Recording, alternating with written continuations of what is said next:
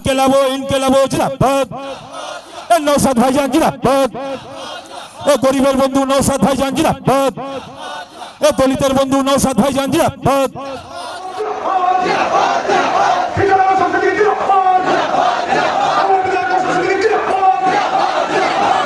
বঙ্গভূমির যোগ্য নেতা তোমায় জানাই স্বাগতম, অসহায়দের সহায় পুরুষ তোমায় জানাই স্বাগতম, এই মজলুমদের আসার আলো তোমায় জানাই স্বাগতম, স্বাগতম স্বাগতম এই সমাজ পরিবর্তনের বিপ্লবী বীর তোমায় জানাই স্বাগতম, স্বাগতম স্বাগতম এই পশ্চিমবঙ্গ বিধানসভার বজ্রকণ্ঠ তোমায় জানাই স্বাগতম, স্বাগতম এদিকে দিকে আওয়াজ তোলো আইএসএফ জিন্দাবাদ, এই পার্লামেন্টে আওয়াজ তোলো আইএসএফ জিন্দাবাদ। বৃষ্টি হচ্ছে, বৃষ্টির মাথায় করে মন্দির চত্বরে আছেন, তার সেখানে যেখানে দাঁড়িয়ে আছেন, কেউ বিভিন্ন দোকানের আছেন, সেটার নিচে আছেন, প্রত্যেককে বলবো আমাদের মাথায় আজকে ছাদ নাই, এই মাথায় ছাদের ব্যবস্থা যদি করতে চান, আবাস যোজনা দুর্নীতি যদি বন্ধ করতে চান, এই বৃষ্টি হচ্ছে আমাকে ভালো লাগছে, কিন্তু অনেক মা আজকে কাঁদছে, কারণ তার খড়ের চালা তার বাড়ির ছাদে, তার বাড়ির ছাদ নয়, সেই ছাদটা এই তৃণমূলের রাজাদাদের দলের দুর্নীতিগ্রস্ত নেতারা চুরি করে খেয়েছে। আজকে সেই মায়ের কথা ভাবুন, তার চালের ব্যবস্থা করা দরকার, তার আবাস যোজনার ব্যবস্থা করা দরকার। আর এই শুভেন্দু অধিকারীদেরকে আমি একটুও বিশ্বাস করি না, কারণ শুভেন্দু অধিকারীরা বারবার চিৎকার করছে আবাস যোজনার দুর্নীতি হয়েছে, কিন্তু যে বেটারা দুর্নীতি করলো শুভেন্দু বাবুরা কিন্তু তাদেরকে তিহার জেলের এখনো ভাত খাওয়ায়নি। আপনাদের বলি, আপনারা যদি আমাদের অধ্যাপক মফিকুল ইসলাম সাহেবকে পার্লামেন্টে পাঠান, যাদের আবাস যোজনা চুরি গিয়েছে তাদের হয়ে লড়াই করবে। আমরা লিস্ট তৈরি করছি, আমরা অবশ্যই একটা লিস্টের অপেক্ষায় আছি, যে সংশোধন করে যে লিস্টটা বার হবে, যদি দেখি স্বচ্ছভাবে আছে। আর মাইকের আওয়াজ যখন অনেক দূরে লাগিয়েছেন, যে যেখানে বসে আছেন তাদের উদ্দেশ্যে বলি, এই অফারটা শুধুমাত্র আইএসএফ এর জন্য নয়, এই অফারটা সমস্ত মানুষের জন্য, যে তৃণমূল করে তারও জন্য, যে বিজেপি করে তারও জন্য, যে কংগ্রেস করে তারও জন্য, সর্বোপরি নাগরিকের জন্য বলে যাচ্ছি। আবাস যোজনা নিয়ে তৃণমূল আবার নতুন করে মানুষের ভোট লুটার জন্য নাটক করছে, বাড়ি বাড়িতে যাচ্ছে, একটা করে চটি কাগজ, এই ধরনের কাগজে চোতাতে লিখে নিচ্ছে, বলছে নাকি তোমার আবাস যোজনার ঘর দেওয়া হবে, ও আবার নাটক করছে আপনাদের সাথে। আমি আপনাদের বলি, আপনারা ধৈর্য ধরুন, আবাস যোজনার জন্য ফর্ম ফিল আপ করে জমা করেছেন, একটু ধৈর্য ধরুন। এই শুভেন্দু অধিকারীরা আপনাদের হয়ে কথা বলবে না, খামচিহ্ন আপনাদের হয়ে কথা বলবে, আপনাদের দায়িত্ব খামচিহ্ন নেবে। একটু অপেক্ষা করুন, লিস্ট আউট হবে, লিস্ট আউট হবে, আমরা দেখব, আপনারাও দেখবেন। আপনাদের বুথে যদি আপনার থেকে গরিব মানুষ বাড়ি পায়, ওয়েল অ্যান্ড গুড। আমরা তো চাইছি ওই বুথের সব থেকে গরিব মানুষকে বাড়ি দেওয়া হোক। আর যদি দেখেন আপনারা, আপনি অ্যাপ্লিকেশন করেছেন, আপনার পরিবর্তে যার বাড়ি ফ্রিজ আছে, যার পাকা বাড়ি, যার ঢালাই বাড়ি, যার বাড়ি 4 চাকা আছে, যার বাড়ি 2 চাকা আছে, যার বাড়ি মাছ ধরার ট্রলার আছে, এক কথায় যে 15টা গাইডলাইন আছে, সম্ভবত যারা বাড়ি পাওয়ার অনুপযুক্ত তারা বাড়ি পাচ্ছে, আর যাদের বাড়ি পাওয়ার দরকার তারা বাড়ি পাচ্ছে না। আমি বলবো, ঝগড়া ঝামেলায় কোনো নেতাদেরকে তেল দেওয়ার দরকার নাই। আপনাদের কাছে শুধু একটু অনুরোধ করব, আমাদের এখানে যারা দায়িত্বে আছেন, কি একটু সামনে আসুন তো, এই অঞ্চলের এই ব্লকের যারা দায়িত্বে আছেন, তাড়াতাড়ি তাড়াতাড়ি, যারা ব্লকের দায়িত্ব আছে সব তাড়াতাড়ি।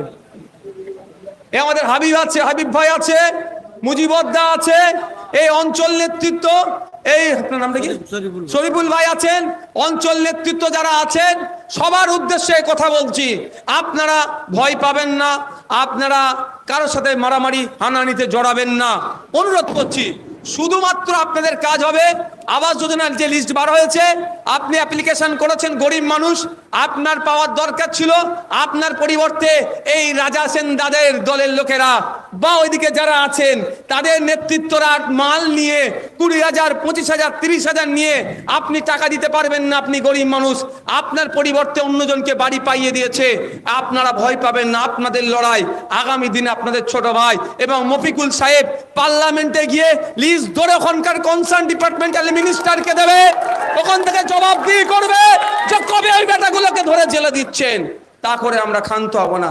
মফিকুল সাহেব পার্লামেন্টে লিস্ট ধরবে, সাথে সাথে আপনাদের এই ছোট ভাই আপনাদের জন্য কলকাতা হাইকোর্টে আমাদের যে আইনজীবীরা আছেন, এখানে আসুন, আমাদের যে আইনজীবীরা আছেন তাদের টিম আছে, লিস্ট আমরাও তৈরি করব। যে বাড়ি পেয়েছে তার শুধু অ্যাকনলেজমেন্ট নাম্বারটা, এনরোল নাম্বারটা আমাদেরকে দেবেন, আর যে তার বাড়ি পাওয়ার অযোগ্য তার একটা ডকুমেন্টস দেবেন, আর তাকে বলে দেবেন যে 30,000 টাকা কম করে রেডি করো, কলকাতা হাইকোর্টে তোমাকে পেনের খোঁচা দেওয়ার জন্য আইএসএফ রেডি হচ্ছে।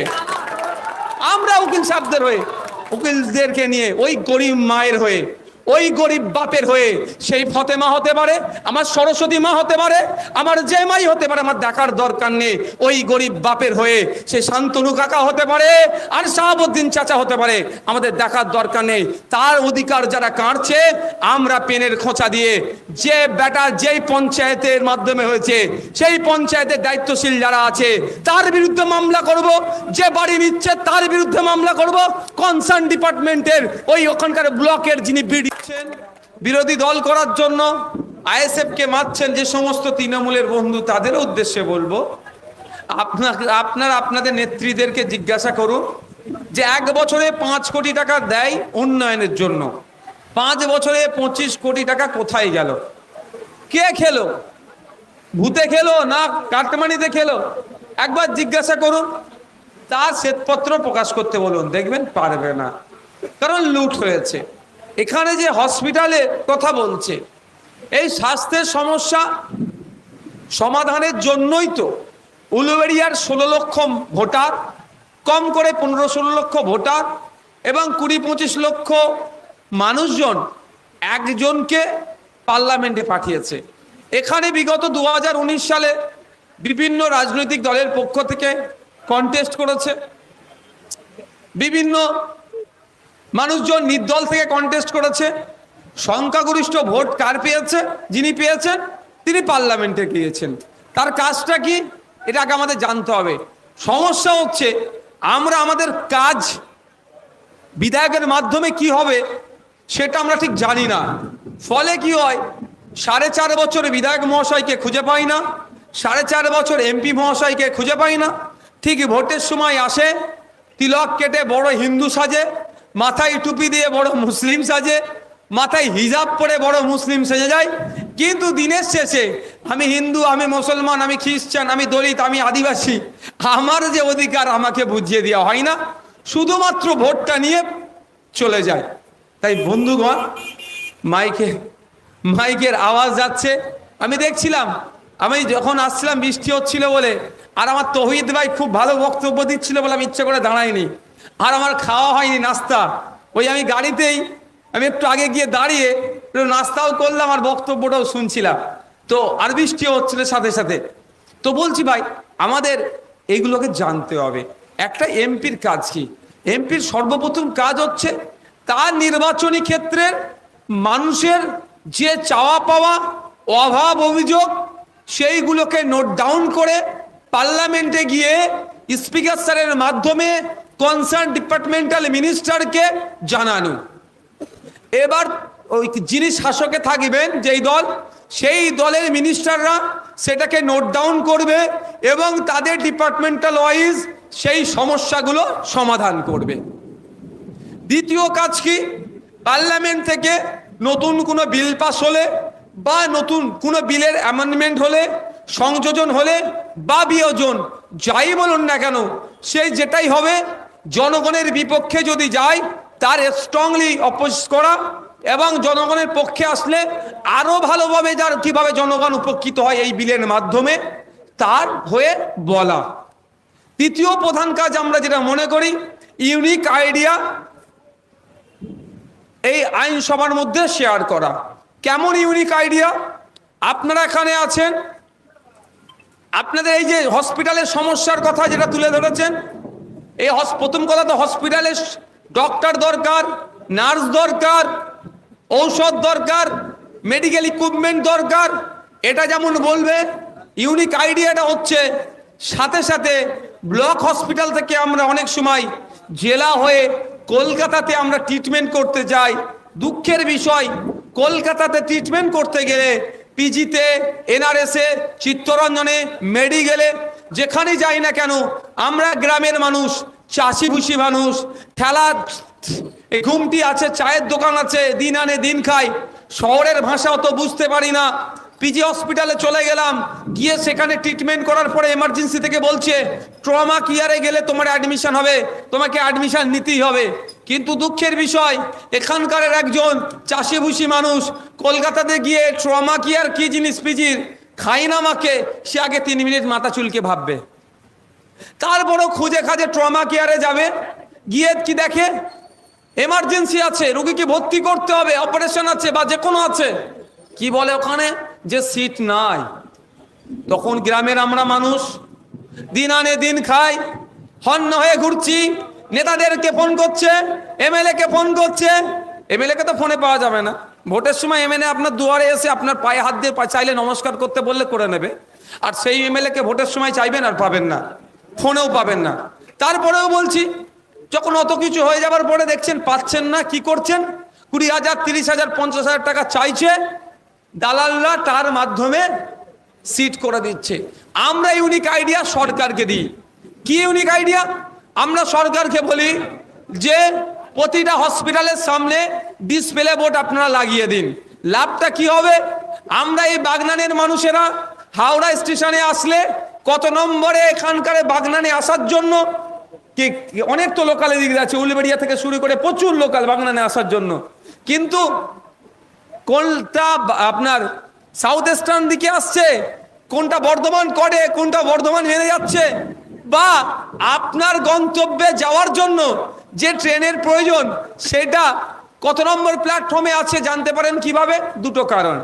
একটা হচ্ছে আপনার মাইকে অ্যানাউন্সমেন্ট হয়, দ্বিতীয় কারণটা যেটাই গুরুত্বপূর্ণ সেটা হচ্ছে ডিসপ্লে বোর্ড।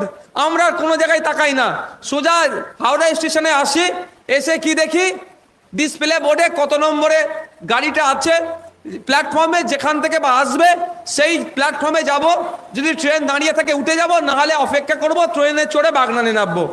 তো আমরা ইউনিক আইডিয়া সরকারকে এটাই দিয়েছিলাম যে মমতা ব্যানার্জিও খুবই চিন্তিত, এই রাজা সেনের নেত্রী, এই পুলক বাবুর নেত্রী, এই অভিষেক ব্যানার্জির পিসি প্রচুর চিন্তিত, চারি জায়গায় যেভাবে দালাল রাজ চলছে তিনি খুব চিন্তিত। কিন্তু ভাই কেন নিজনে বসছেন? বক্তব্যের কনসেন্ট্রেটটা আপনারা ব্রেক করে দেন। বলছে আমার এত ভালোবাসা লাগবে না দাদা, আমার আসুন না, শরীরটা খারাপ হবে তো। আমি তো বিরিয়ানি দিয়ে আপনাকে আনিনি, 500 টাকা দিয়ে আনিনি। শরীরটা খারাপ হলে এই মেডিকেলে ঔষধ পাবেন না ফ্রিতে। ভোটটা দিলি হবে, জান লাগবে না ভাই, আমার ভোটটা দিলি থাকবে। তো আপনারা ট্রেনে চাপেন ডিসপ্লে বোর্ড দেখে। আমরা সরকারকে বলছি দালাল রোধ বন্ধ করার জায়গা আছে, শুধু মুখে বললে হবে না, কাজে করুন। কলকাতার পিজি হসপিটাল থেকে শুরু করে উলবেড়িয়ার জেলা হসপিটাল থেকে শুরু করে আপনার এখানে ব্লক হসপিটাল পর্যন্ত হসপিটালের সামনে ডিসপ্লে বোর্ড লাগিয়ে দিন।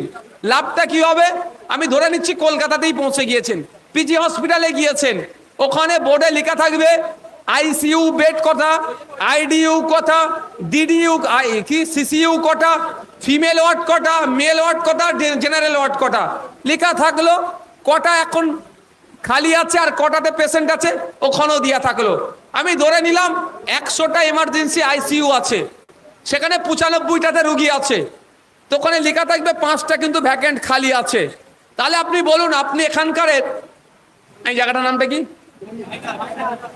জায়গাটার নামটা কি? এই মন্দিরটার নাম কি? এই কালী মন্দির তলার কোনো একটা পেশেন্ট যদি কলকাতাতে যায়, সেখানে গিয়ে ওই ডিসপ্লে বোর্ডে দেখবে হসপিটালে যে আমার রুগীকে ভর্তি করতে হবে, আমার পেশেন্টকে ভর্তি করতে হবে, সিট খালি আছে না নাই। যদি দেখে 100টা সিটের মধ্যে 95টা ভর্তি আর 5টা খালি আছে, দালাল 5,000, 10,000, 50,000 চাইলে দালালকে দেবে না, সঙ্গে সঙ্গে চেস করতে পারবে যিনি এখানকার সুপার থাকবেন বা যিনি দায়িত্বে থাকবেন, যেটা 5টা খালি আছে, আমার রুগীকে ভর্তি করুন। এই ইউনিক আইডিয়া আমরা দিই। তো এই ইউনিক আইডিয়া আমরা শেয়ার করব পার্লামেন্টে গিয়ে। কিন্তু দুঃখের বিষয়, আমরা যাদেরকে ভোট দিয়ে পার্লামেন্টে পাঠালাম তারা আমাদের হয়ে কথা বলা তো দূরের কথা, আমাদের বিপক্ষে তারা অবস্থান করছে।